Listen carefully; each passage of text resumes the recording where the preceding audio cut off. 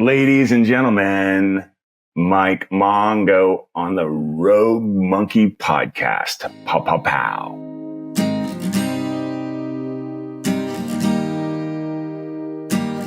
Hello and welcome to the Rogue Monkey Podcast and episode 102. For anyone new to the show, we're all about stories and journeys, the turning points along the way and the wisdom we can take from those unplanned moments to help and support us on our journey. And today we are going to new levels, quite literally. Our latest guest is Mike Mongo, an astronaut teacher, TEDx speaker and author. Mike shares his journey and passion for space exploration. From a young age, Mike has been fascinated by both space and superheroes, which led him to pursue a career as an astronaut. He emphasises the importance of giving children permission to dream and explore their interests without limitations. Mike also discusses the value of embracing one's past self and the joy of experiencing zero gravity in his training to become a commercial astronaut. Overall, his story highlights the power of imagination and the impact it can have on shaping our future. This conversation came about by chance as I visited a sports team in the Orkney Islands earlier on this year, and one of the athletes I was supporting told me about his astronaut teacher. And just a few weeks later, I was on screen with Mike out in Florida at Cape Canaveral. So a huge shout out to Orkney ASC for the link up. Mike's passion is evident from the off. So without delay, we're going to get straight into our 102nd episode as we head into space with the incredible Mike Mongo. Mike, hello and welcome to the podcast. How are you doing today?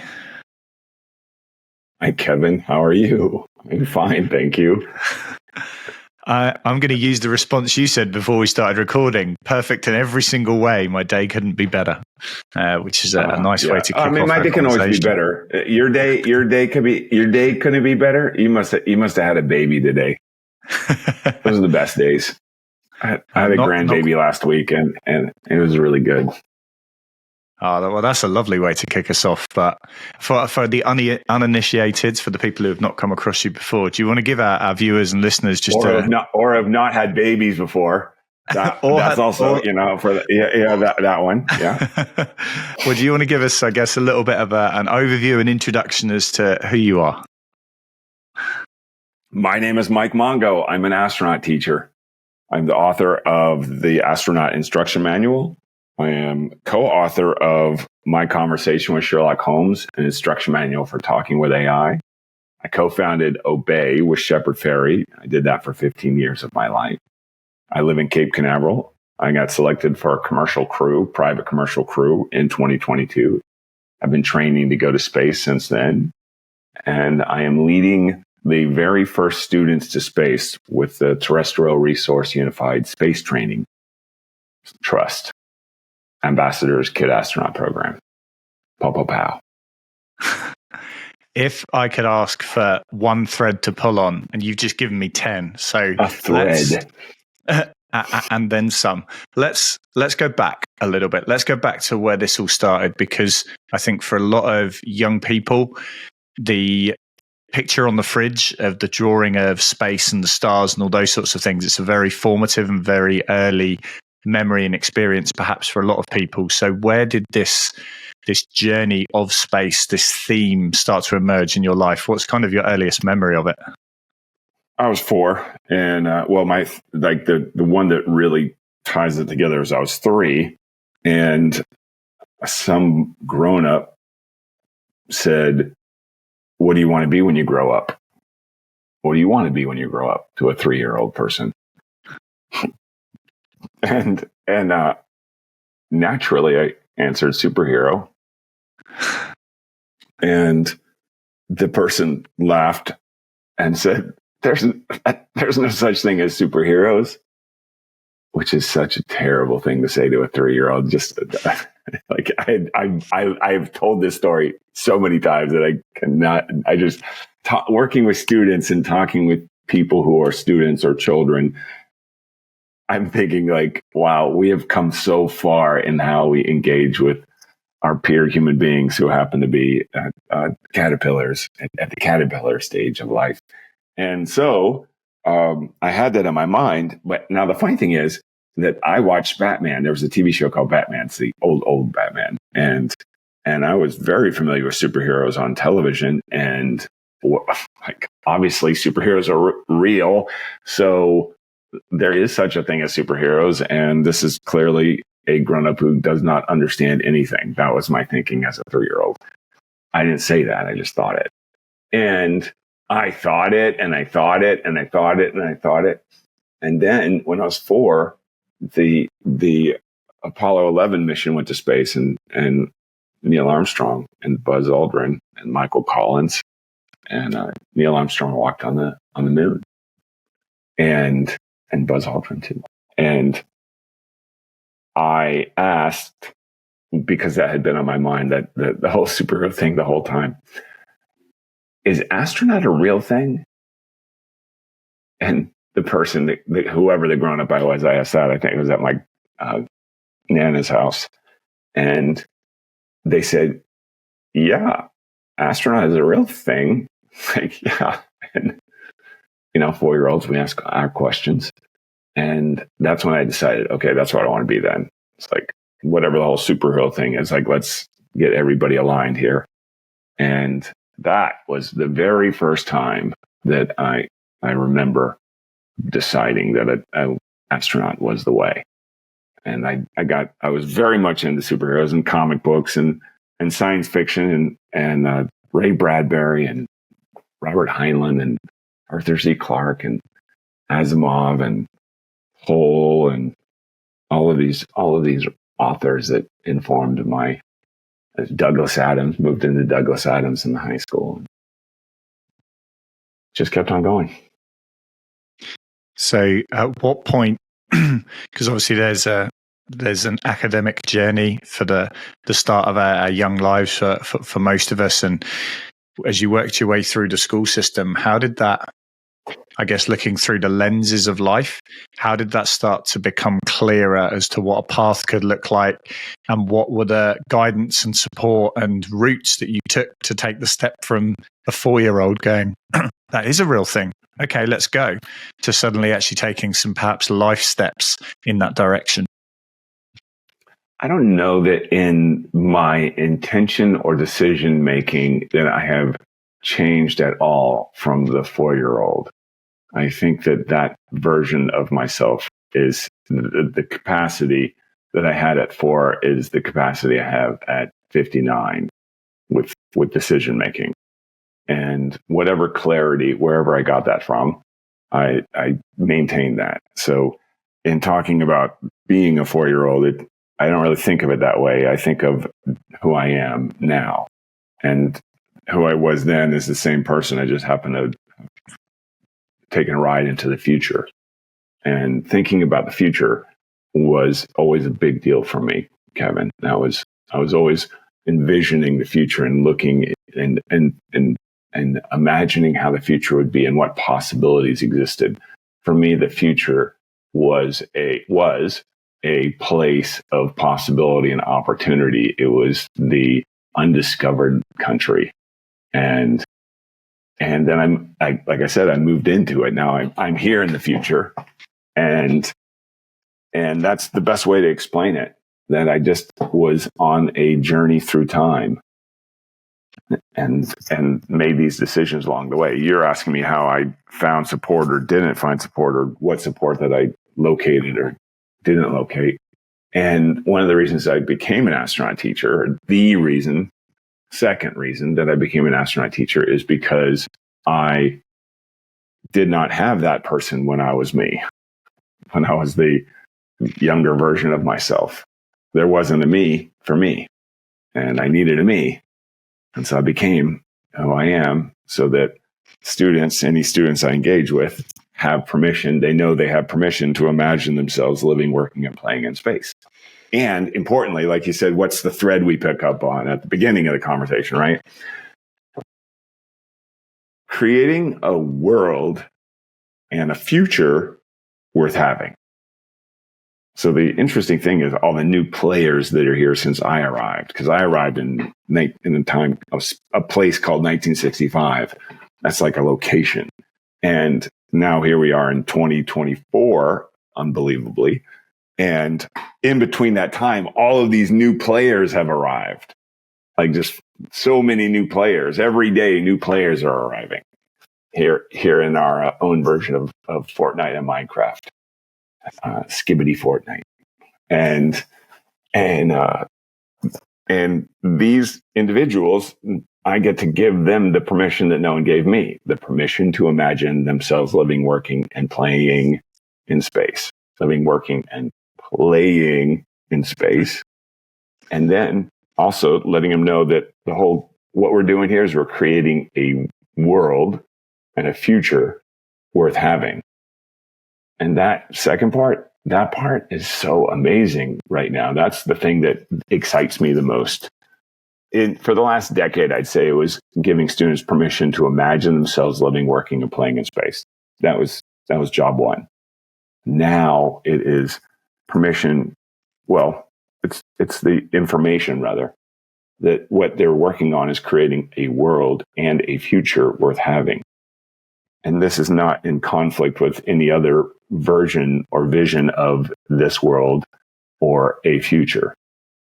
I've had a friend, his name is Buckfield, and he used to talk about building starships. And here's his rule about how to build a starship. I love it. I call it the field rule. If you think that you can do it by yourself and that that's the best way to do it, then do it that way. And if you think that the best way to build a starship is working with other people, then build it that way. And if you think that the best way to build a starship is to start a fidget spinner company. I love fidget spinner. I love these. I have them made. I love them. Because my friends work in aerospace, they make little cool toys for me. And if you think that the best way to start a spaceship company or build a starship is to start small and work your way up, then start that way. And if you think that the best way to build a starship is to simply start a starship company and start building a starship, then start it that way. But whichever way you proceed into the future, do it to the best of your ability. Give yourself up to it. Choose the way and then go there. That's the future to move to. Pow. So this is, I'm already picking up on some lineage of some of the people I've spoke to previously, be that test pilots, be that Olympic athletes, be that people who work in the television space, the film industry, whatever it is, that ability to recognize they have a passion for something, but not, I'm just going to do that on the side, or it's going to be something I'm going to completely commit my whole self to. And it consumes everything, but I think the word consume perhaps sometimes feels like it's got some negative connotations with it, becomes a huge part of who they are. And actually then a lot of the life decisions they make are made almost in harmony with that future that they're looking towards. They see themselves in the stars, on stage, on the pitch, behind the blocks, whatever it is in terms of their field. But that is a conscious effort to do that. I think that's something a lot of people struggle with. They almost feel like the result should come to them instead of perhaps willing it into existence, and been looking into that kind of space around psychology and how that can all work. And especially with youngsters that have been given permission, the parameters of restrictions that they put on themselves can be quite wide. They don't perhaps have that really narrow restriction or perhaps a psychological barrier that sometimes, like you say, we put up before they even get started. So is that how you work with the young people that you support now in terms of actually going dream bigger? Like how do you articulate that to them? Do me a favor and just tolerate me. I think indulge me. Start at the very beginning of what you just said, and try asking that again. Just back up and see where you started right there. I want to see if you see where you started. So I believe I started with threads of previous guests who have pursued their passion and giving permission for either themselves or other people giving them permission to pursue that? And then how do you translate that into working now with the people that you support? I think that's a relatively good summary of where I was at. I wasn't necessarily I wasn't. Okay, so here's the thing. One of the things you said at the very beginning of all of that was this idea of doing the thing that we love, or doing the thing we have the passion for, and so everything after that is absolutely irrelevant. Everything you said after that is irrelevant, because the most important thing, you said the important thing first and you just kept running.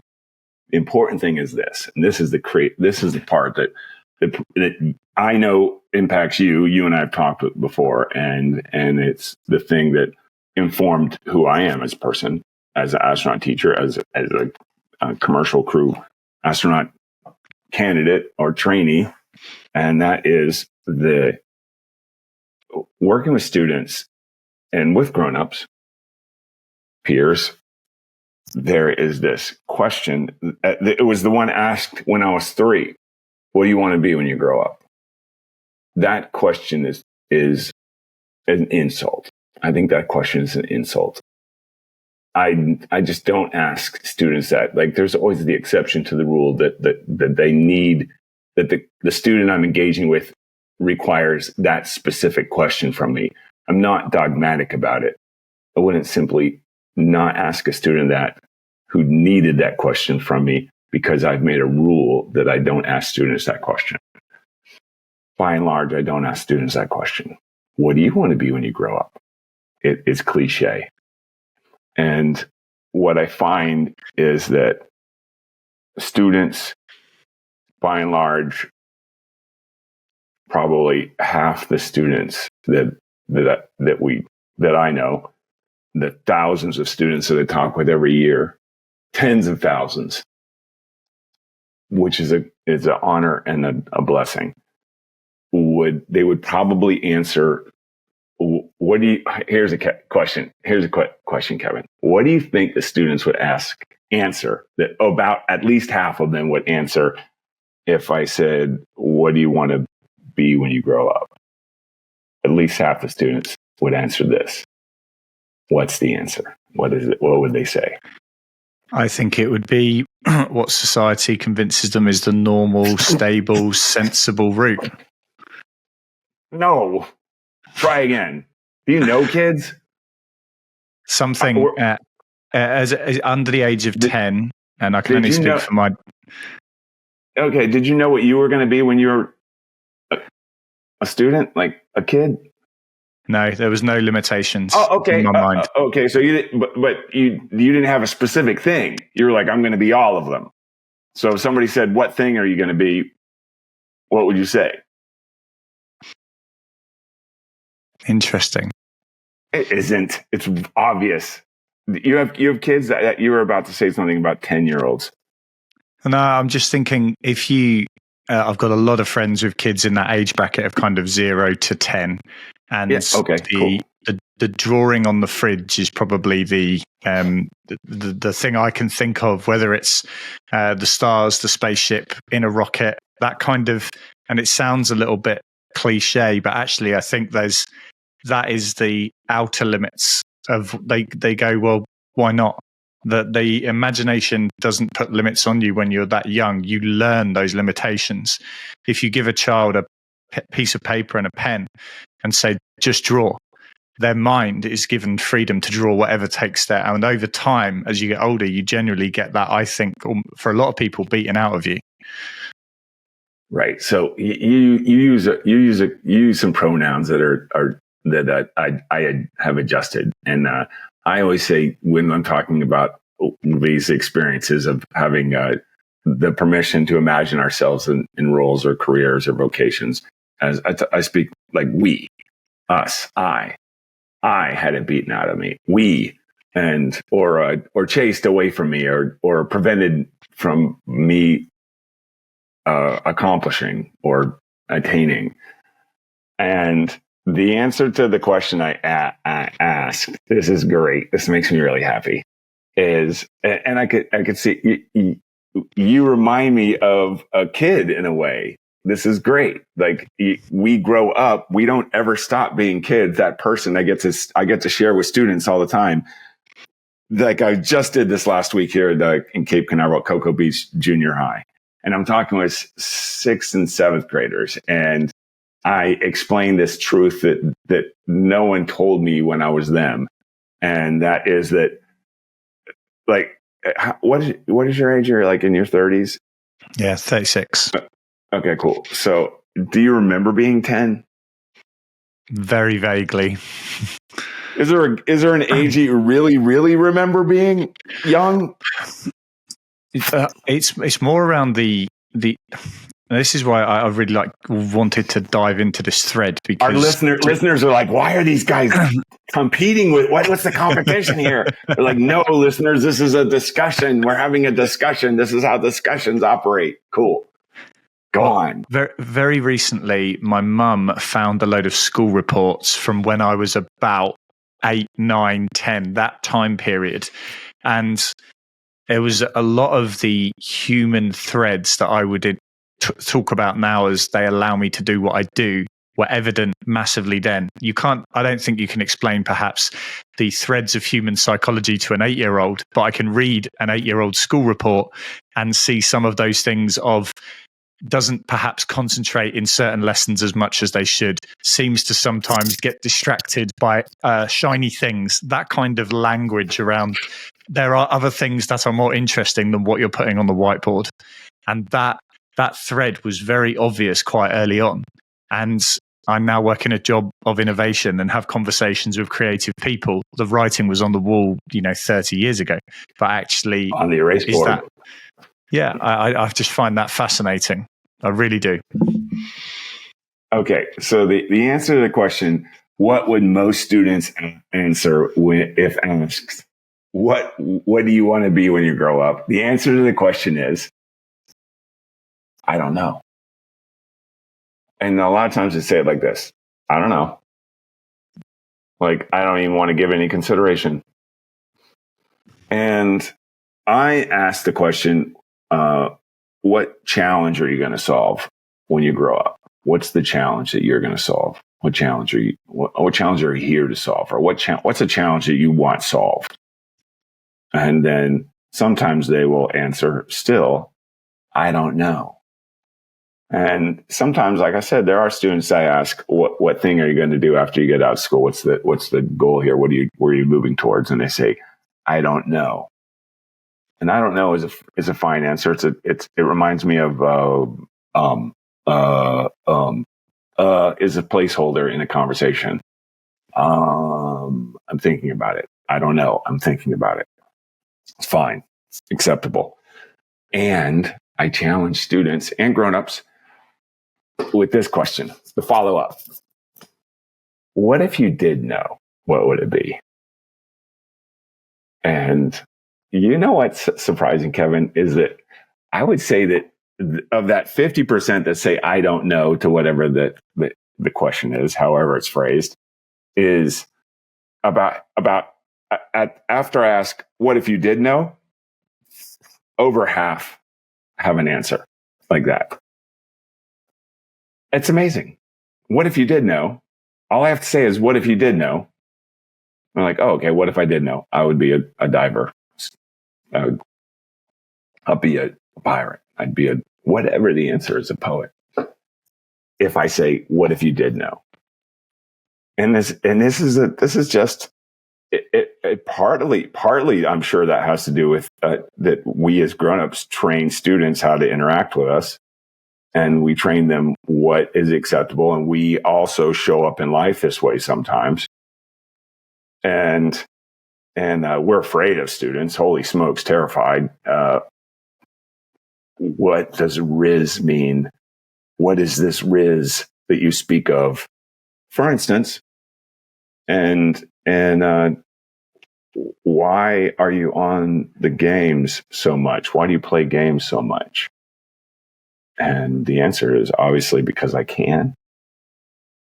And I recall being I think my actual superpower is remembering being, I always say them, you. when I'm talking to students, I was you. And now at 59, students are actually patently offended by the idea that I was ever them. You, old man? No. Au contraire, scarecrow. You were never me. I am a force of nature, and you are a husk of a human being. I think there's a space, and this is just, I know when we last spoke, like there was conversation threads just coming out of my mind constantly, and one of the things that I'm reflecting on here is I speak to probably about 5,000. He's unraveling. That's for the people watching. I hope they do take note of this. The threads. So I speak to about maybe 5,000 sporting parents a year face to face in terms of my day job. And one of the questions, maybe one of the thoughts that I say to parents is, if you grouped all your children together in a room and asked them who would like to go to the Olympics, a lot of hands would go up. But if you ask them the question, why do you do sport? You will get a completely different response, because at heart, why they do what they do is very intrinsic to them. And I think often the language or the structures that exist in whatever industry, whatever field we're talking about here, can often feel like we're funneling them into a funnel that's not the funnel they don't want to go into a funnel. They want to keep as many doors open as possible because they're still figuring it out. And the metaphorical, I'm not sure, or I don't know, perhaps we almost go, you have to know. You should know. And you get these, by the time they get to 13, 14, 15, they're making decisions about subjects depending on your academic pathways, wherever you are in the world. Certainly over here at 14, 15, you are asked to make decisions on subjects that are going to shape probably the next 5 to 10 years of your life based on perhaps the I don't know. And actually, I find that fascinating that people at that age are supposed to have it figured out, because they're not. And most of them, they shouldn't have. They're still exploring. They're still learning. At 36, I'm still trying to figure it out. So why should a 14-year-old have it all figured out? Well, the other part is that we have trained, my own son this past 2 weeks ago realized that his mom is fallible. He had how could my mom be wrong moment.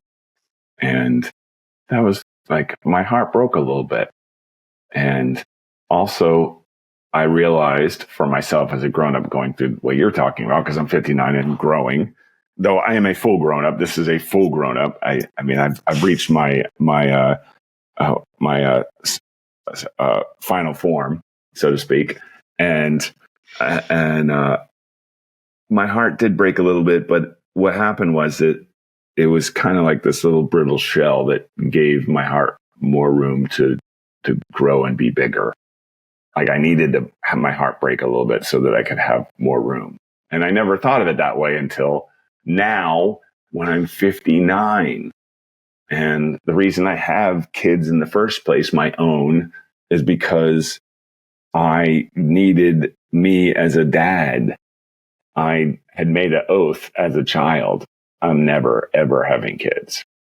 And I did a great job of keeping to that oath until I got to the place as a grown up that I was dishonoring myself by honoring my child self.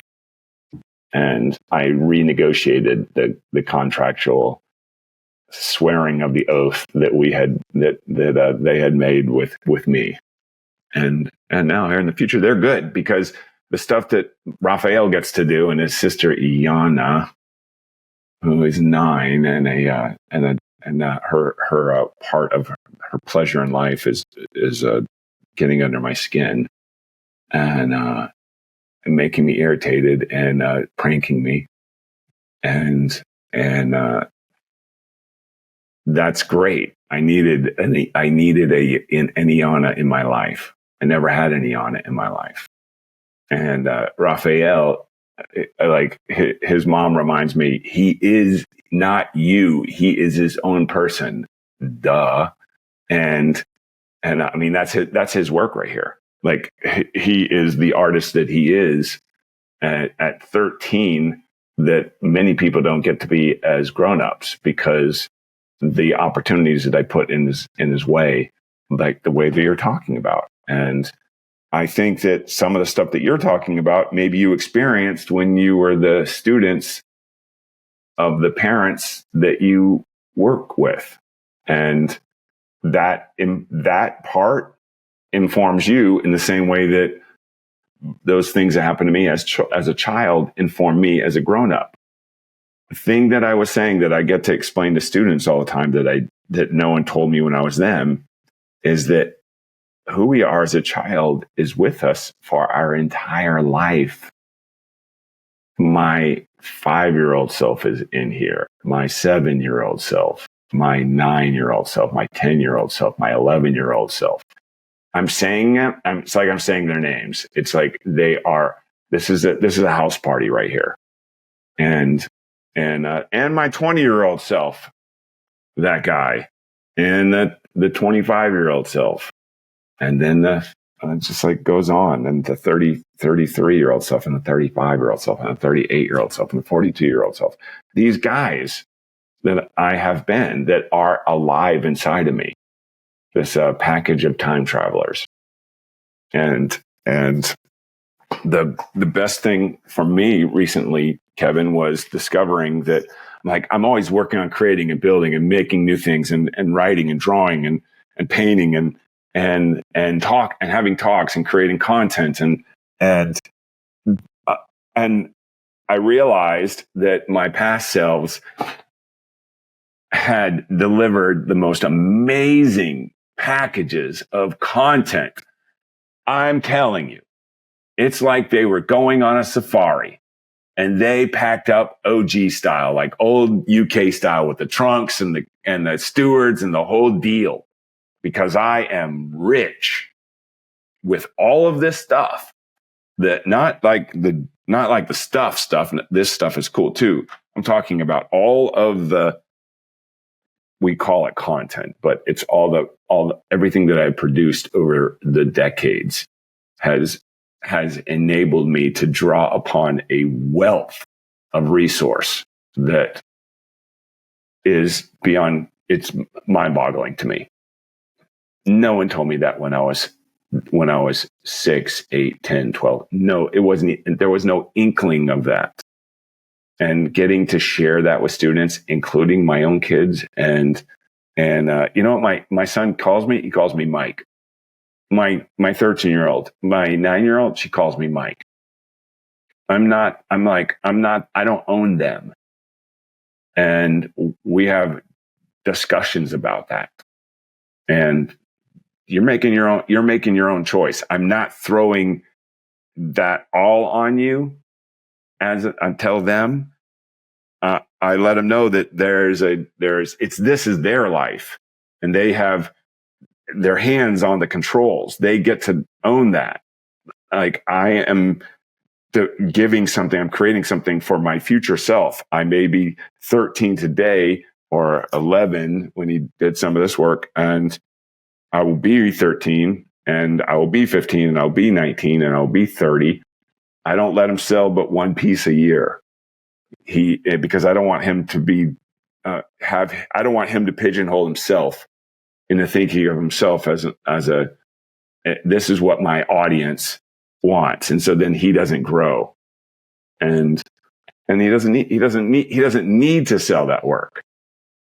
As a grown up, you and I, we must produce in order to pay our bills. But as a child, yeah, and that's the same thing with.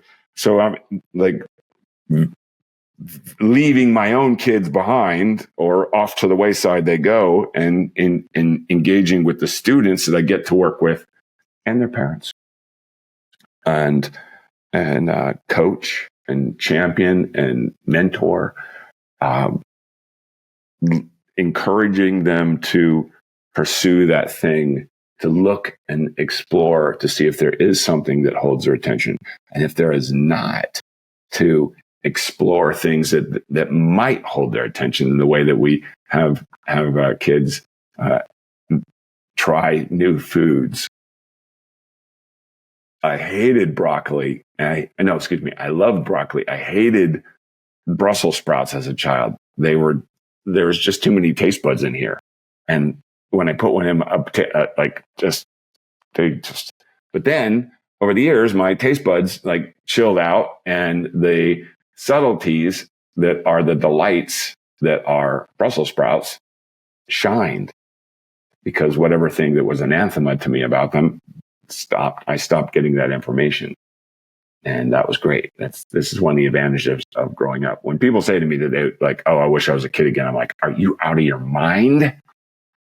Gosh, no. Oh, gosh. No one told me I was going to grow up to be Professor X.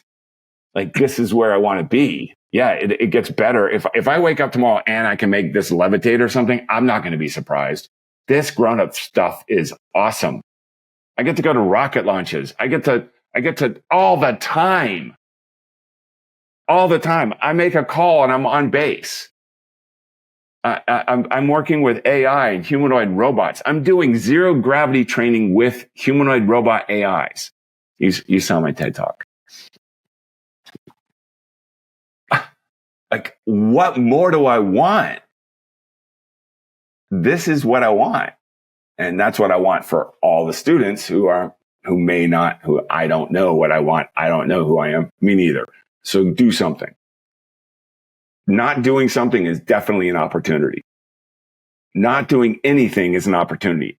However, if and when we do something and create something and build something, even a relationship, something else happens for someone else. And that someone else is who we are in the future. That's a friend of mine. And that's a friend of theirs. Who they are in the future is a friend of theirs. I get to let them know you can be a great ally, a great friend, young time traveler to your future self. And if you're really doing it right, then your future self is right here, right now, listening to this conversation, remembering this moment when you discovered and experienced the truth. Oh my gosh. In the same way that I look back at my past self all the time and reevaluate and encourage, like when I was 14 and I chose to take computers over typing, though 200 of my classmates took typing and only 3 other students besides myself took computers.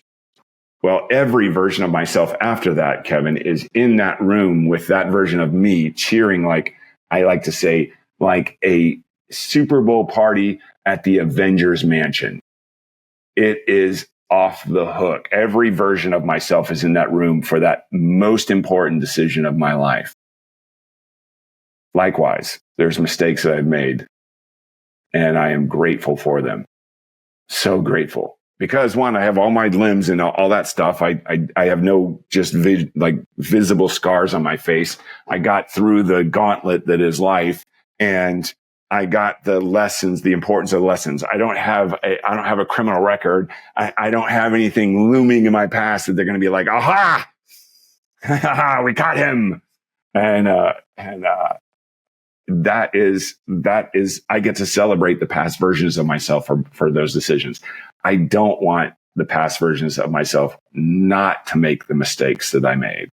And there's some that are embarrassing and hurtful. There's some where I've hurt other people. They're like in a relationship and just said the wrong thing at the wrong time. Learning not to be mean.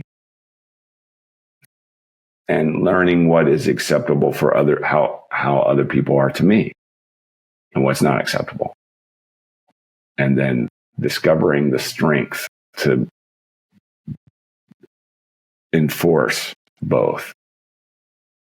And enforcement can just be like, I'm walking away from this conversation, or this is a person I'm keeping very close to me. They're awesome. I really like what you talked about there with the fact that we have all our childhood selves all the way through to now up inside us. And almost, I think both ways, both yourself looking down to them, supporting the decisions they made irrespective of outcome, but also them looking up to you now knowing everything you know. And it's a very strange question, but you're in 0G training. it's being live streamed, and the room is full of every single year version of you up to when you got on that plane. What's the mood like in that room, and what would just talk us through that? You can tell quite creative in how I'm seeing things here, but I've seen the pictures of you in zero G training, and as an adult I'm going, that's amazing. But the person who at 4 looked up and went, why not? Every year since then, all of those people have been waiting for that experience of that opportunity that you had there. So talk us through that. Working, not waiting. Nobody was waiting around. There was a period of time where I was at Berkeley, and I smoked an exorbitant amount of marijuana, and that was probably a waiting around place. I was just like so zonked out, and which is not necessarily like, what am I supposed to lie about that when I'm not supposed to say that was the truth? No, that's what I did, and I paid my own way through college. I did that by throwing giant parties, like people would call them raves. I got kicked out of 2 schools for these parties. These people did the work, these versions of myself making the mistakes. I mean, gosh. And so on that ride in the zero G, everybody's cool. Everybody is cool. I mean, like, if my 36-year-old, the 4-year-old lives inside him too. So like, it's all like, it's like, so to speak. And there, he has his own authenticity and his own integrity. And there is a sobriety to every version of myself, and a frivolity, and a goofiness and silliness and creativity. Every version of myself. There was one kind of stick in the mud version of myself when I owned a business at the College of Charleston. And that made me unwell. It made me greedy and stingy and grumpy and ugly. And I drank a lot of alcohol, which does nothing to inspire me at all. And even he, like on the zero G flight, like, hey, that's why we're here. That's why he did what he did. I remember when I was 17 in art class, and we were talking about what we're going to be. And I'm like, when I'm 30, I'm going to own a McDonald's, and I'm going to have $1 million, and that's going to be life. I'm going to own a McDonald's. I'm going to have $1 million. That was like my self definition. For whatever reason, I just remember my 17-year-old saying that. And other people, I go back sometimes and explore with the people that were there, because they remember things that I don't about those moments. In fact, sometimes they redefine those moments for me. Something that I thought was terrible or hurtful turned out not to be at all. And this pressure is really released from me. And the pressure I put on those versions of myself who may have said something unkind to someone. And those are those are the versions that they go on the zero G flight too. And I don't have to carry all that burden. They don't have to carry all that burden. We're allowed to step away from the burden for a minute. We're allowed to hold 2 ideas in our head at the same time. I have responsibility and like both. And I don't have to hold on to this to inhibit or prevent this. I can put this on the cognitive shelf for the moment. It's my birthday. It's my birthday. It's my birthday. It's your birthday. It's your birthday. It's your birthday. Like, let's go. And if you think that I didn't like do the whole like Black Widow spin and then land on my feet, like when the gravity comes on, because of the parabolic flight. So when it goes up, gravity is strong. When it comes down, gravity goes away and then it goes up. And so then you have that arc right here. Like, and when you go down, the instructors on the I think it's a 727 led everybody on board. Okay, on the ground, because that increased gravity can cause injury, even to one another, like that. And I just timed it right in one of my parabolas, that when the gravity came on, I did the landed like the whole like Black Widow, like the whole like Naruto, like the whole thing. And That was the only time I got seasickness. Like that was the only time I had nausea. I did the not a 360, but like a 900, and then landed, and then I looked at my feet, which you're never supposed to do, and because I was just like, and I was from my toes just right up, like, oh, I feel like Shrek. And I just remember how it feels like this. And then the second you land, get out of the plane, walk on the ground, goes away like instantaneously. So marvelous. So yeah, there's a zero G is the absolute best thing. Just listening to you there, I can see the inner child that wanted to be a superhero coming out, and it's making me think of. I know you're connected well with Dr. Simon Proctor, and there was a scene in that documentary where I think it's not shown publicly, but the families are shown some footage from inside it because it's obviously not being shown live, and there's some footage of them with some Cheetos, I think it is, floating almost like Pac-Man through the plane, biting them.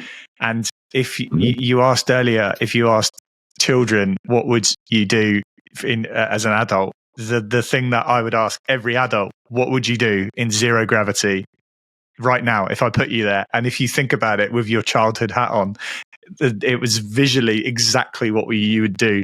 You'd be a child. You would do everything that the kid had dreamed of doing because now you can do it. And yeah, I love that kind of childhood aspect of it, because inside you do get opportunities that you've been working towards for a very long time. And why not? Why not? Do a flip and land on your feet. Why not chase Cheetos around like Pac-Man? Don't say you, say I. I do get an opportunity. I would do this. Declare it. I was 36 once also. I know you're taking yourself serious as a human being. You've made it. You're a grown up. I get it. I acknowledge that. And so you're like, finally unshackled all of this, like the 20s and the teens and the earlier than that. And those versions of yourself, it's you, pro. And you get to own that. And like, it is hard to make that balance. I acknowledge that. So since it's hard, and since the way forward is to do that in the first place, might as well, as you know, as a coach, lean into that discomfort and embrace that kind of fun and silliness. That 10-year-old version of myself, for instance, will never lie. He does not lie to me. Once I get in the 20s, that guy's a little shifty right there. Like, he's got agendas, the 20-year-old self. Like, he's got like, I think there's a party tonight, and if I don't really have to do this homework or write this paper, I can just like move it forward. It's like all of that. Like, if I don't pay this, I pay this, I will get that. Like, all of the machinations of my 20-year-old mind. And then I got my 30s, and then it's like, okay, cool. This is like, I'm actually, at 36, I was definitely the strongest I've ever been in my entire life. This one was fantastic, and then it keeps on going, and all those. At 42 is when I realized that every version of myself had either done a disservice or created advantage for me. And at 42, by the grace of good, I was in the black as opposed to in the red, and it didn't have to be that way. Because I lived life in honesty to myself. And that means making mistakes. That means lying. That means cheating. That means stealing. I lived life in honesty. I learned. Yeah. And again, I got to review at 42. I'm like, spreadsheet. Whoa. Near miss.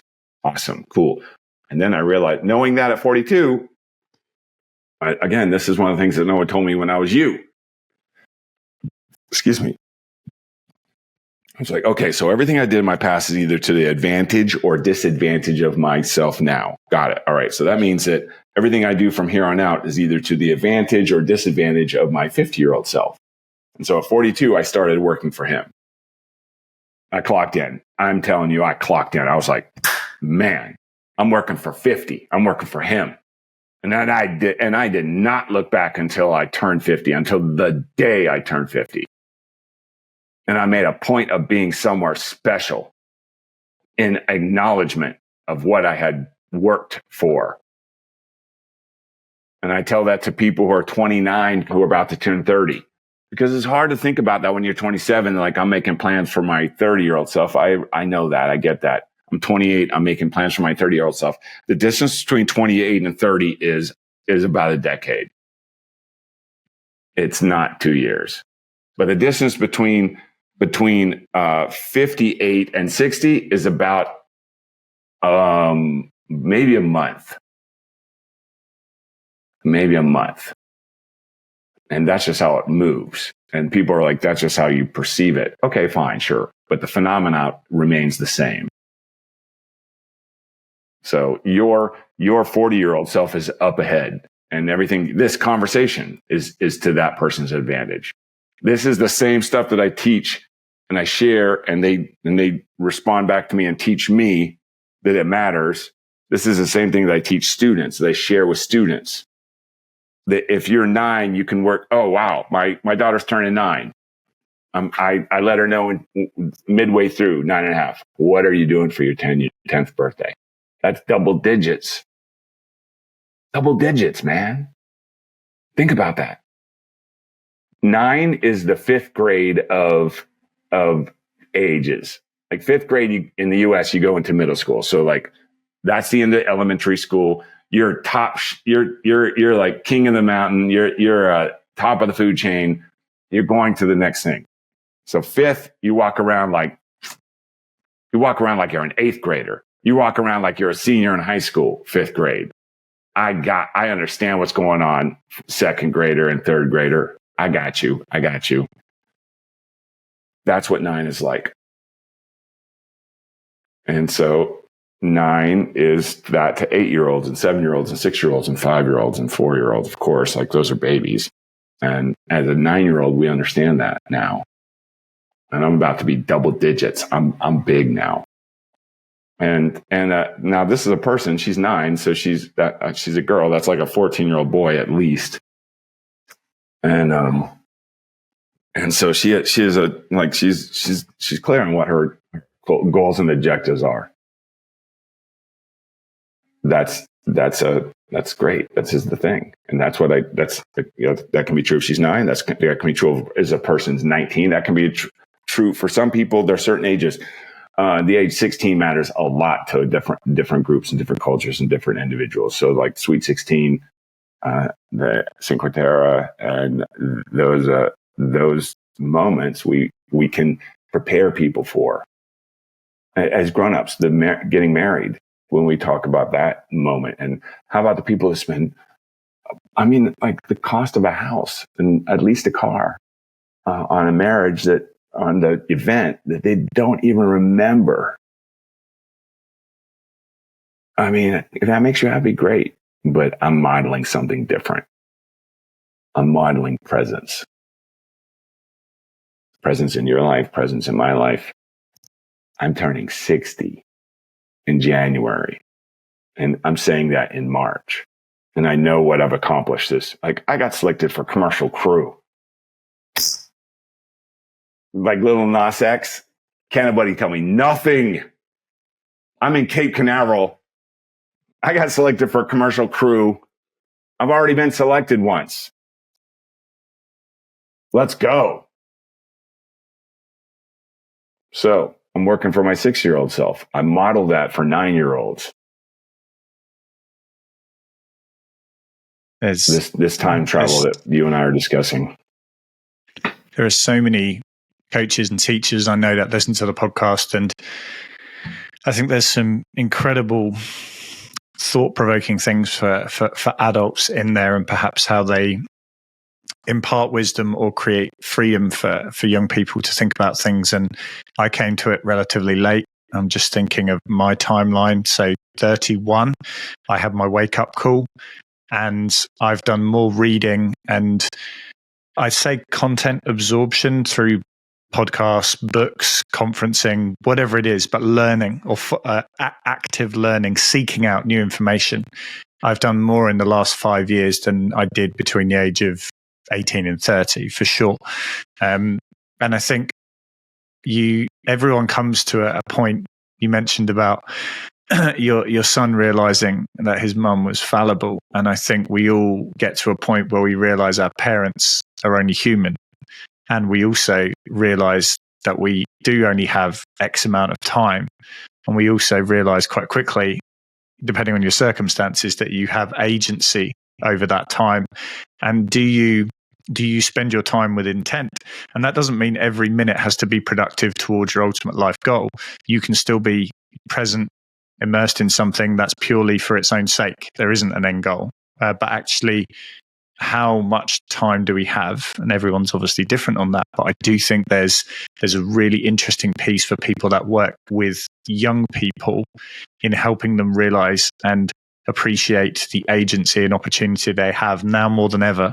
If you think of the opportunities for the astronaut class of 1960 versus the astronaut class of 2025, and look at the gap between the two of what the amount of sheer opportunities, both in the industry, but actually to go into space themselves, how many amazing routes there are. It's incredible. And there's something really special in that, I think. And it's just oozing out. And I'm hearing you talk about all these things. And I think as a young person looking up, having that teacher, coach, mentor, guide, whoever it is that's imparting that wisdom, and as we said earlier, that permission to chase whatever it is you're passionate about, whatever it is you believe in. And for, like you said, that happened for you in your 40s, to have that change of direction. Some people, they never have it. And I remember, like, in the last probably 6 weeks of my dad's life, one of the things he said to me is, I've done everything I wanted to do. I distinctly remember having that conversation with him. And I think, well, what more permission do you need? That's what life's about. Go and do everything you want to do. But how many people can actually honestly say in their hearts that's how they live their life? And I think the conversation we've had is a true testament to that. And the other part is that getting to a place where you get to say that you've done everything. When I became an astronaut teacher, I was 40. I was like 2000. I was like 42 again, and I became an astronaut teacher because I wasn't going to get to be an astronaut, and because in 2007 there was no SpaceX, there's no Blue Origin, Virgin Galactic was an idea, and there was NASA and Roscoe Cosmos essentially. And I had my biggest success up until that point, really, aside from my own education, was being a graffiti writer. And that's not going to get you on the ship with NASA or Roscoe Cosmos, no matter how smart you are. And then when I realized it, Kevin, it's one of the 2 times in my life that my knees gave out. I lost my composure. I just fell. Knowing this, here's what made me fall. How much I'd accomplished in my first 42 years. I knew I had the reason I was even thinking about it was because I had accomplished every single thing I ever wanted to do, or so I believed at that moment. And I knew that it arguably had another 42 years of life to fill with everything that I had any interest in accomplished. And the one thing left remaining wasn't on the list anymore because I was 42. And if you're 42 and you're a graffiti writer in 2007, guess what, Chuck? You're not going to space. Man, I fell to the ground. I hit the wall. I was working as a marine science researcher in Key West with a eco charter called Danger Charters. And, check this out. Danger. and I did that because I was communicating something to the owners of the companies one day. And I was like, can I live with a tattoo on my back that says danger? And I have a son who knows I have a tattoo on my back that says danger. And I was doing that. We were putting the boats away, and I go back and afterwards input data into the office. And after the days of trips, and I train people on science communication and processes and trivia and stories. And I did all that research in the after hours. And that's when it hit me. Like, what am I going to do next? And I then had to figure out right there on the spot, what am I going to do with the rest of my life? Like your dad, I've done everything I wanted to do. I was very much of that worldview. Thankfully, in that career I was in right there, I got to be around students. And every so often we would be talking about some amazing feature of our universe. And one of the students, that there would be a student present. There wasn't always students, but there was frequently people who were young. And they would just be so taken by whatever I was talking about, whatever thing. And there's so many fantastic things in the Florida Keys, in like it's a benthic environment. There's shallows and there's estuaries and amazing coral reefs. I think it's the third largest coral reef in the world. And some time you'd be talking and you could see that this individual, this caterpillar, this budding butterfly, this soon to butterfly human, was hanging on your every word. And they were so into what you were, they were as into what I was saying as I was myself. And I mean, like, it creates this little loop of energy, like, oh my gosh, yes. And then here's like, you're not going to believe this. Like, the jellyfish eats the zooxanthellae algae and it turns upside down because the algae photosynthesizes light into simple sugars. And now we're exploring if that can be introduced into astronauts to provide nutrients on board the space station. No joke. And they were like, what? I'm like, yes. Like, wow. I'm like, I know, for real. That was the conversation. And so with that experience, and then knowing that I wasn't going to get to be an astronaut, I put the two together, Reese's peanut butter cup, and I became Mike Mongo, astronaut teacher. I'm telling you, on the spot. I was like, okay, any student I meet from here on out, 42 on to the future, to infinity and beyond, is going to have permission to imagine themselves. I was like, I'll give them permission to be an astronaut. And then they taught me, no, permission to imagine themselves living, working, and playing. Permission to imagine not just living and working in space, but living, working, and playing. If I'm talking with students, I can't just say, oh, you get to work in space. Well, that's cool because I'm going to space, but then I have to work. Where's the live-work balance here? And that's where play comes in. So living, working, and playing in space. It evolved. Students trained me to be the teacher I am today. I didn't know that at 42. I didn't know I was going to. And then introducing myself. Oh, here's one. Walking up to grown-ups and saying, my name is Mike Mongo, astronaut teacher, when I had never been to space.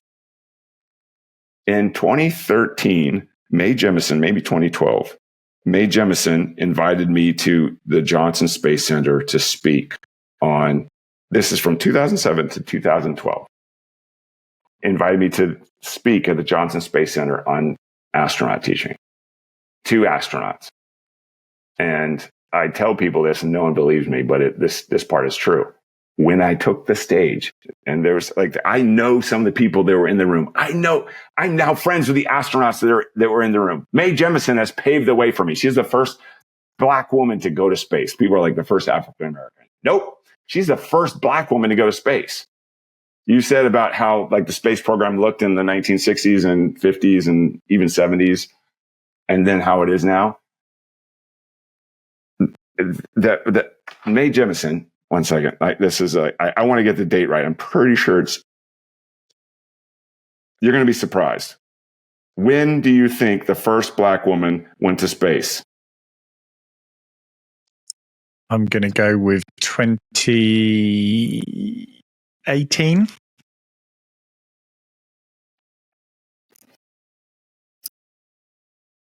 1992. 2018 is like man, I'm gonna fire you on that one. Like we had SpaceX by that place. Like 2018, 36, tough, right? All right, yeah. No, but 1992, like we've been going to space since 1961, and it was 1992 that May went to space, and I can only imagine what she would to be, and by then we had hundreds of people going to space. You know that right now we have 690 people who have been to space. We have 6 women who are black who have been to space.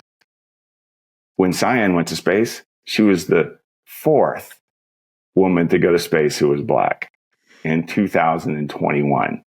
And at that point, we had been going to space for 50 years.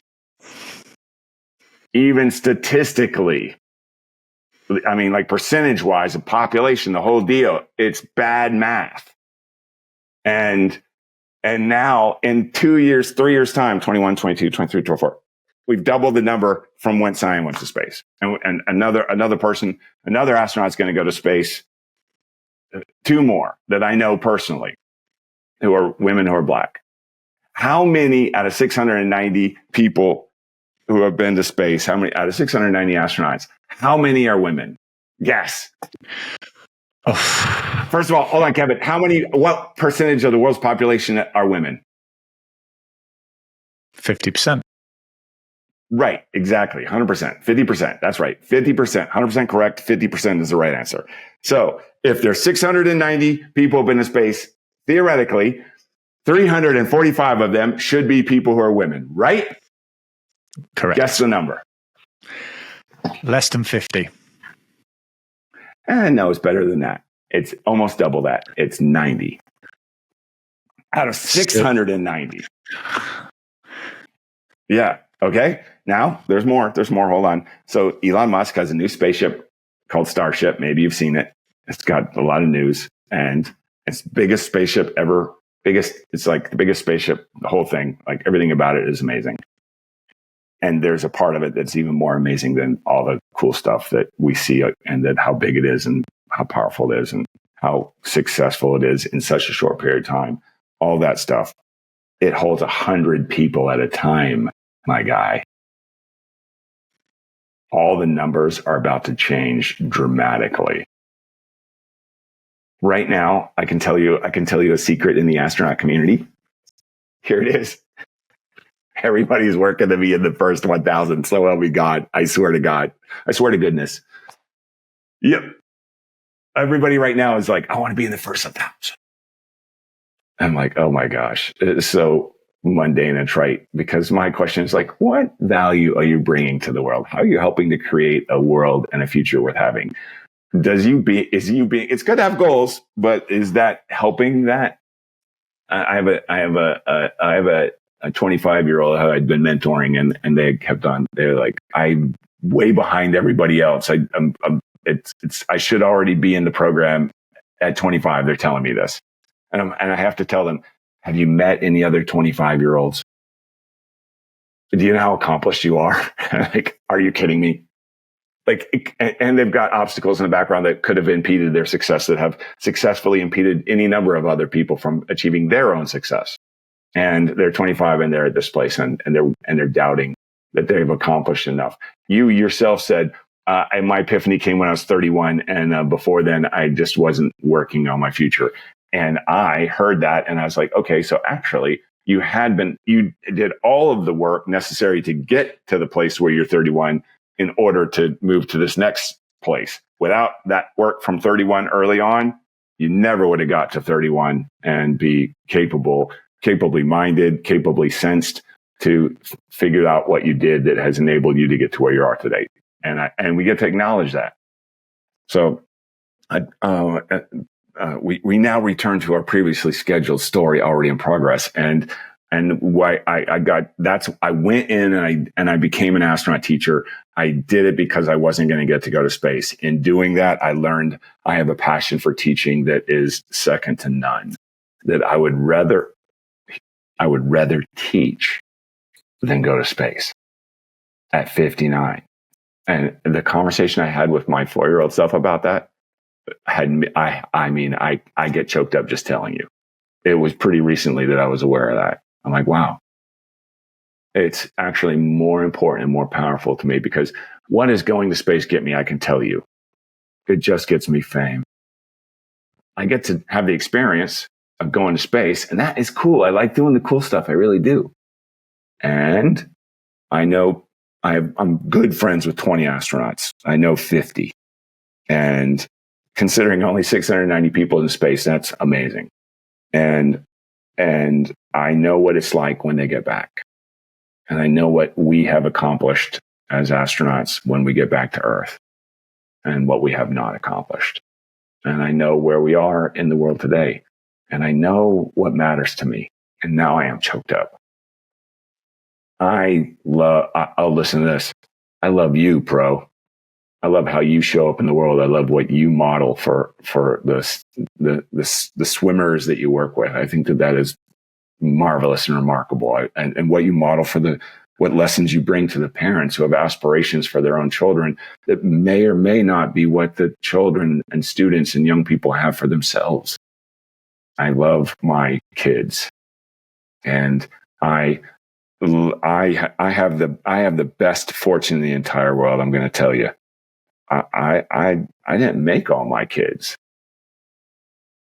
Some of them, their parents had to not be right to be in my life. I have 6 kids, and I am the luckiest person in the entire world. And I want a world for them. And I don't want this dystopia. I don't want to. I mean, if the opportunity was zombies, like when people ask me, what would you do with zombies? I get this question all the time. I work with students, but it's grown-ups who ask me, what would you do if zombies attacked? What would you do? What would you do, Kevin, if zombies attack? What's your plan here? Well, I'm quite fortunate. I live next door to a military base, so I'm assuming there's some level of bunker there. So I'd probably go and knock on the front door and ask if I could hide in a hole for a little while. That's what your plan is?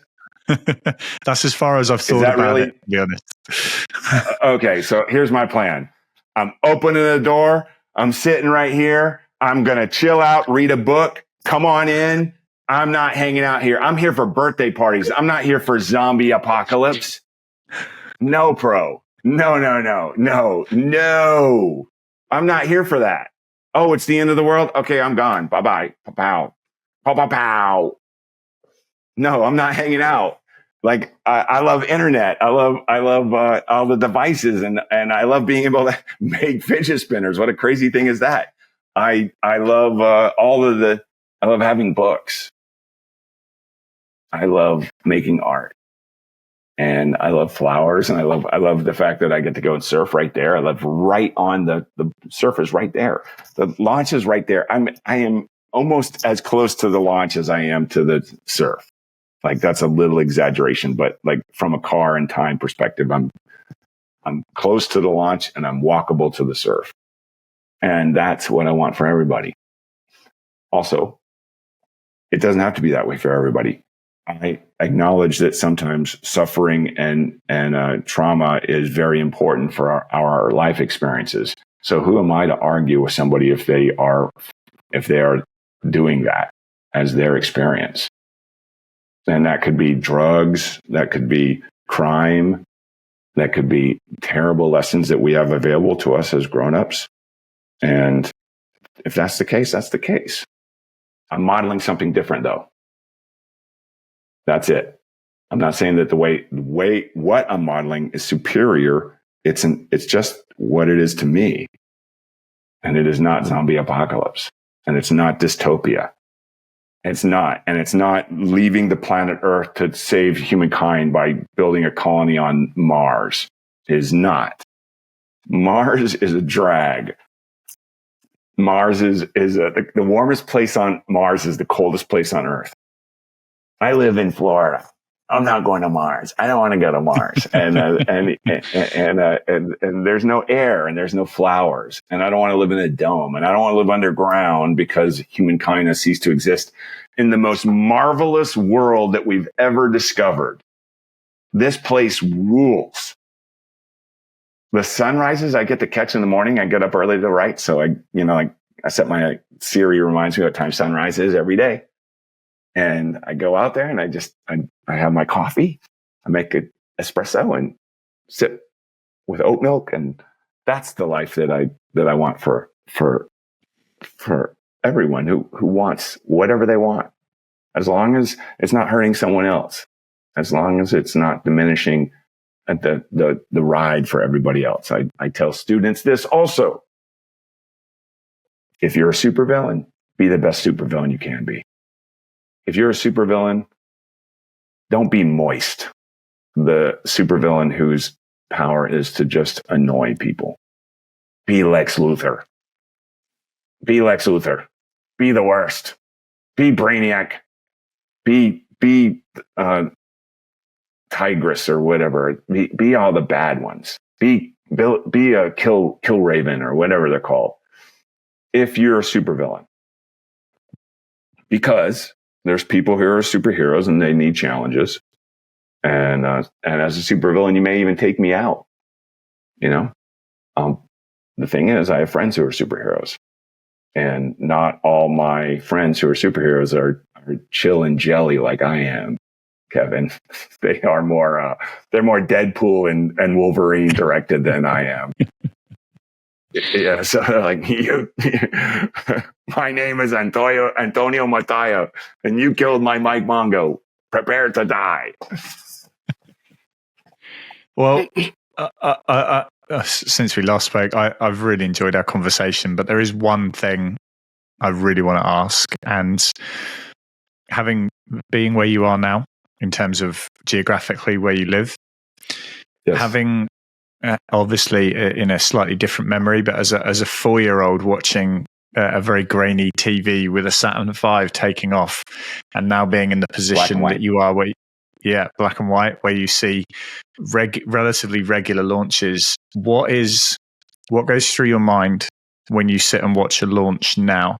Having lived all the different parts of your life that you have, and had all the ups and the downs and the journey to get where you are. Talk us through just the experience of sitting and watching a launch, because it's not just a launch for you, it's an appreciation of everything that's come before to get you to that point.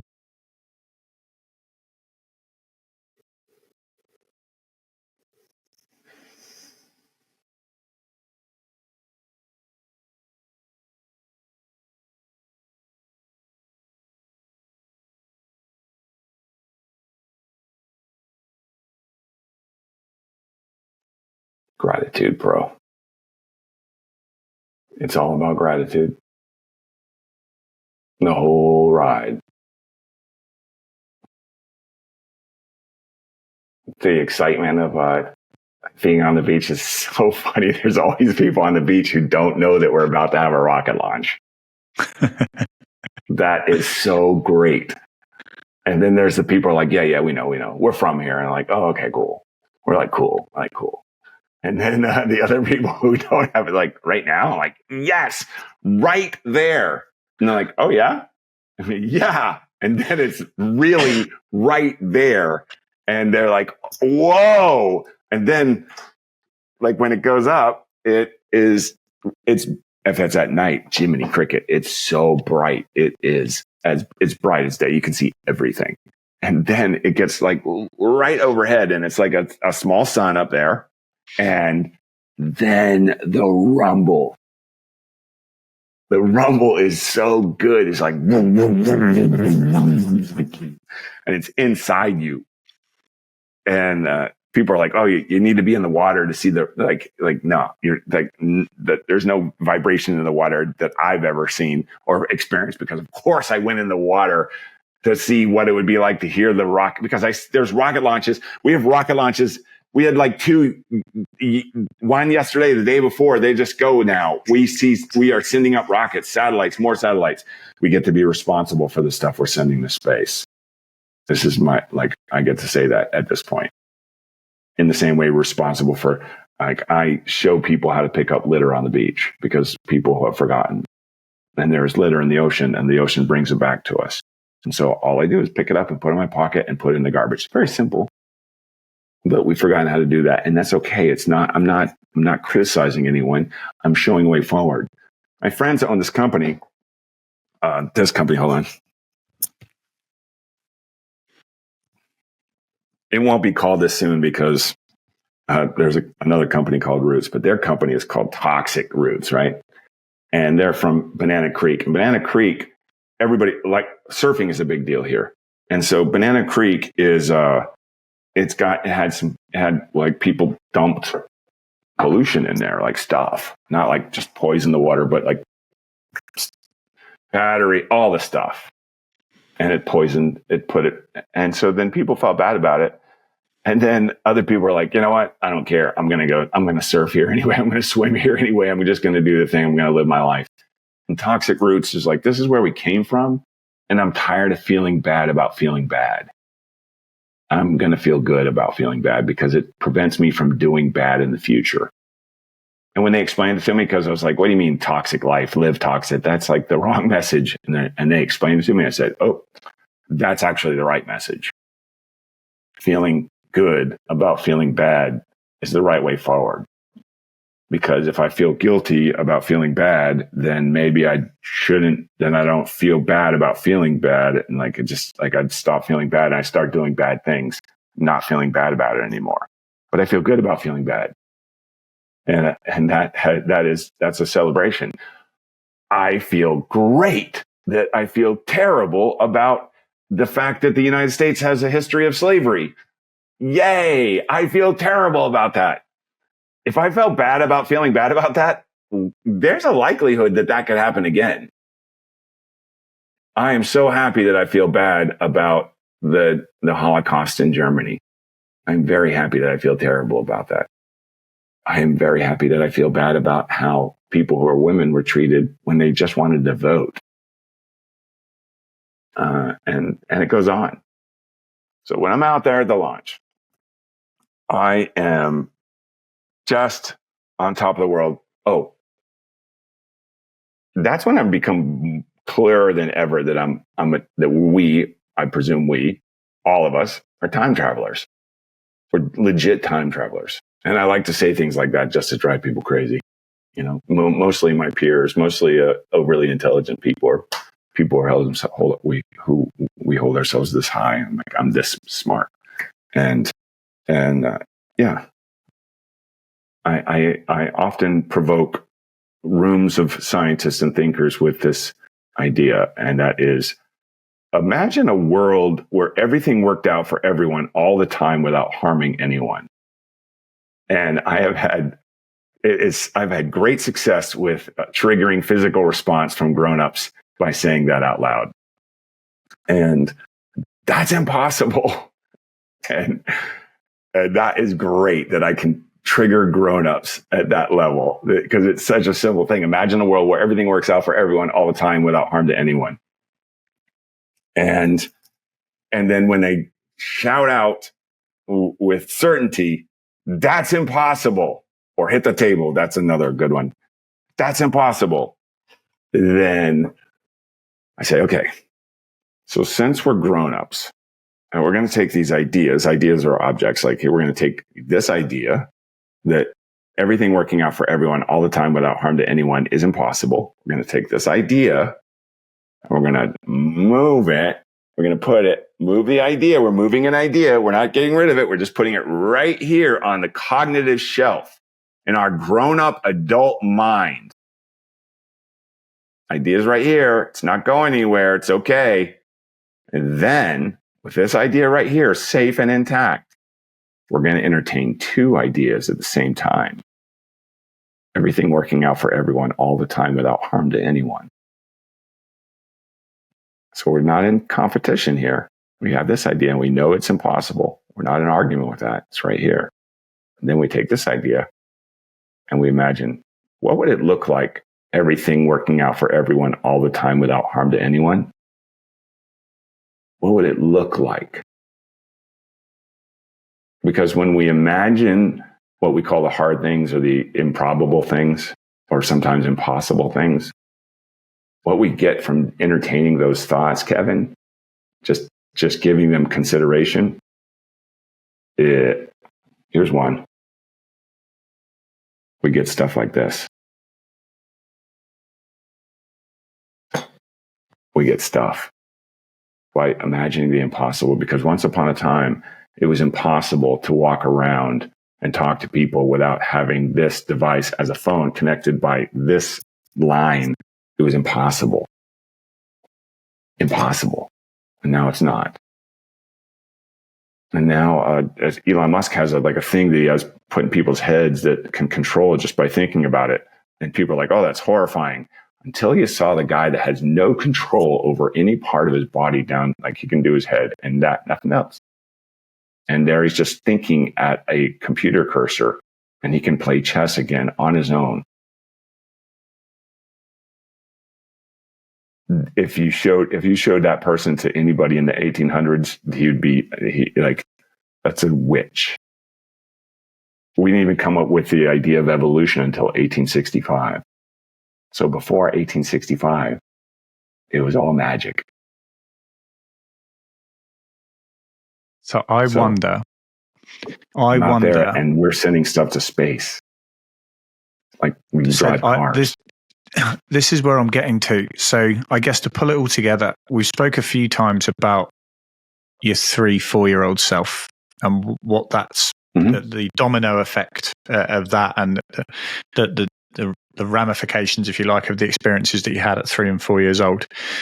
Everything that you have relative to wherever you are when you're 4 years old, the 60s, 70s, 80s, 2020s, is a product of what environment, what opportunities are around you at that point. That frames some ideas of, well, why not? Let's try this, let's try that. But I'd be really curious to see if you were born now and I gave you a blank sheet of paper and a pen and said, draw the future. Draw what you could do. Draw who you could be.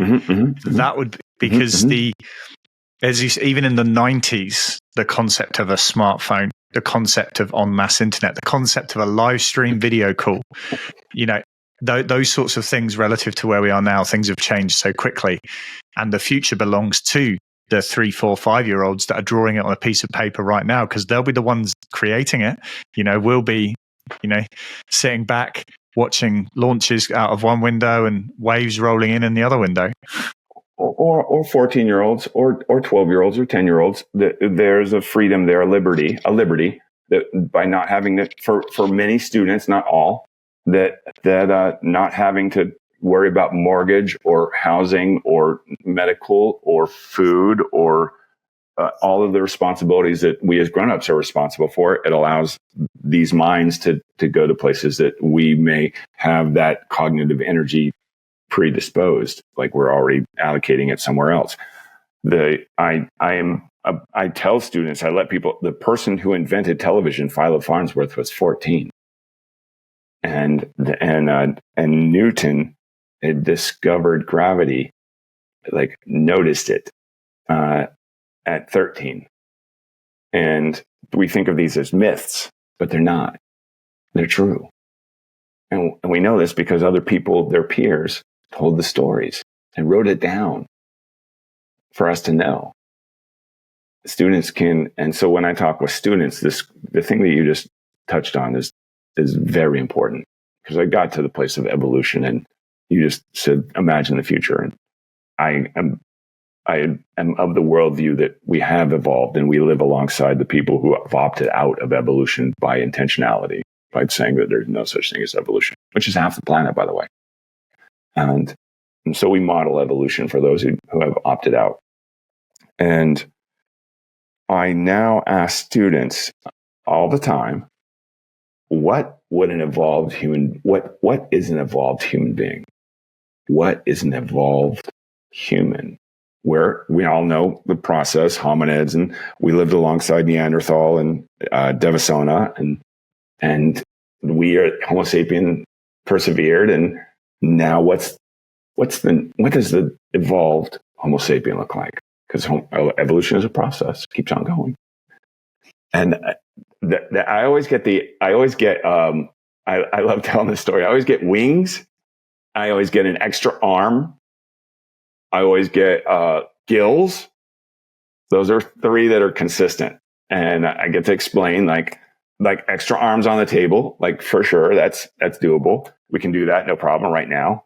And gills is a step back because we came from fish. We evolved out of the ocean. Dolphins went back in. And then wings to lift this mass, we're going to be like pterodactyls. And I don't have any room in this space for pterodactyl wings. So with that said, what's an evolved human? So then they began thinking differently. And they inevitably gets to legit superpowers. And it's funny because telekinesis, telepathy, and levitation are three of the go-tos. Invisibility, but telekinesis, teleportation, telekinesis, telepathy, and those are the ones that really levitation. Oh yeah, those really come right up. And then I ask students, have you ever tried to levitate anything with your mind?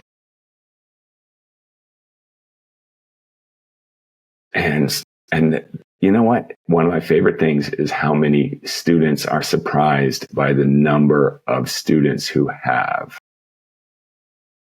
One of my favorite things is the number of students who are surprised by their peers who have tried to levitate things with their minds. I'm like, yep, cool. Well, you and I were just talking about Neuralink, and that is telekinesis, controlling objects with our minds. That's what that is.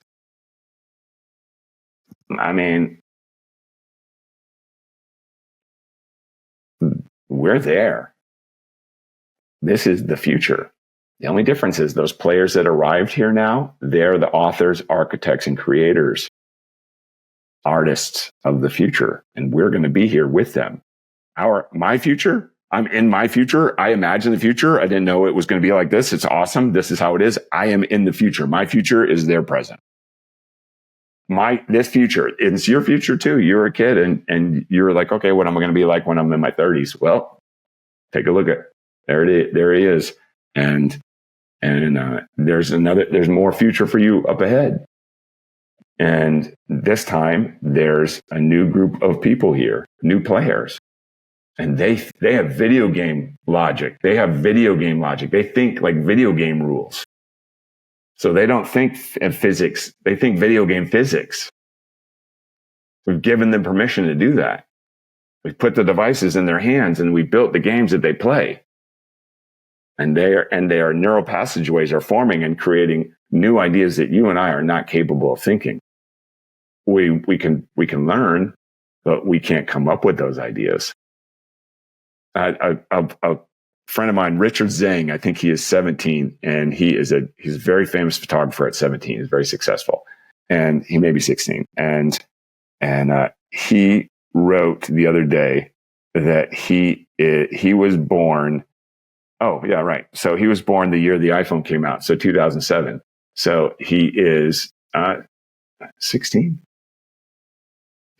17 this year at some point. Yeah. Yeah. So and I think about that year that iPhone came out, and I was there, and you were there. I don't know if you remember, but as grown-ups, we took the iPhone 2G, and one of the very first things we did is we put it in the hands of infants. These babies' minds develop neural passageways while holding a brand new device. This is their native way of thinking, and it's not for you and me.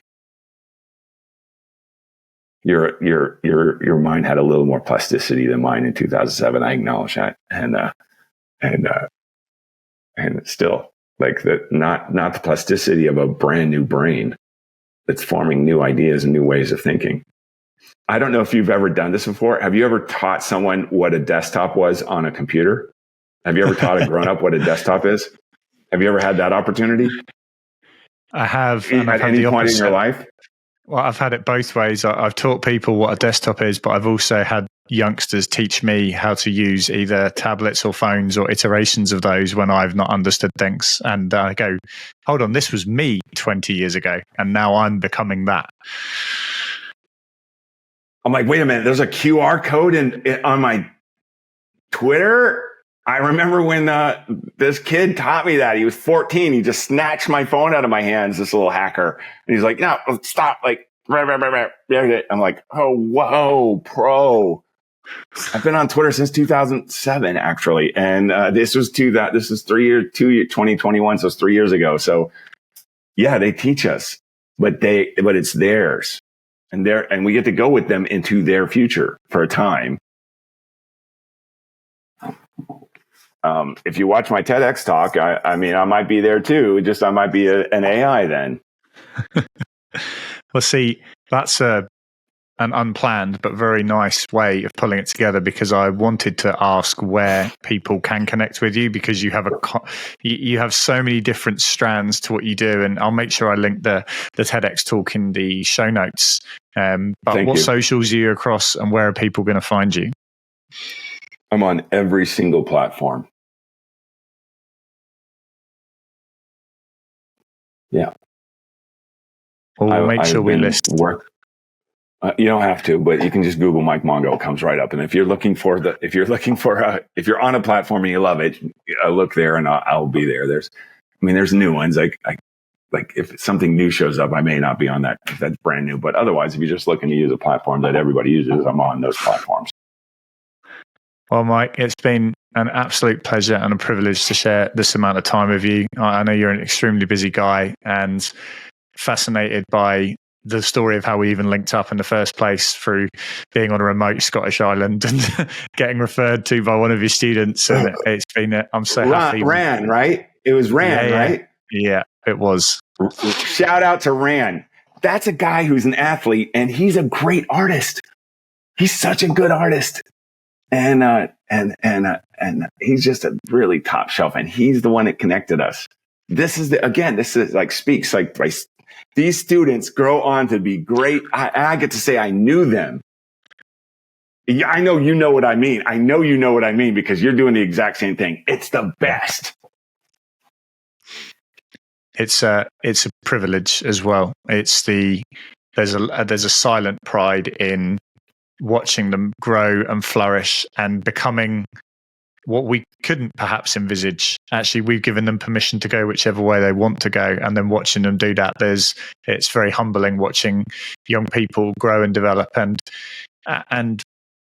create their own paths. I think we're often guides, and we perhaps give them some form of ideas and support along the way, but actually it's incredible watching that next generation go on and track their path. And as I say, it's we are going to have to revisit this conversation. I'm not sure in how long. I think it'd be really curious to see, maybe in 6 months or a year or 2 years, whether you've amassed a couple more things on the metaphorical bookshelf that we're going to come back and revisit. But Mike, it's been an absolute pleasure. Thank you so much for your time. Okay, thank you for your work. You inspire me, and that is not just words. Thank you for the compassion that you bring to what you do. It is making a difference in the world, and that is what I look for, Pro. Thank you again to Mike there for joining us for today's interview. You can connect with Mike via all the links in the show notes. I really hope you've taken something from our interview today. And if you haven't already, please make sure you hit subscribe however you're joining us. Thank you for being part of the Rogue Monkey community, and hopefully you can join us for another episode very soon.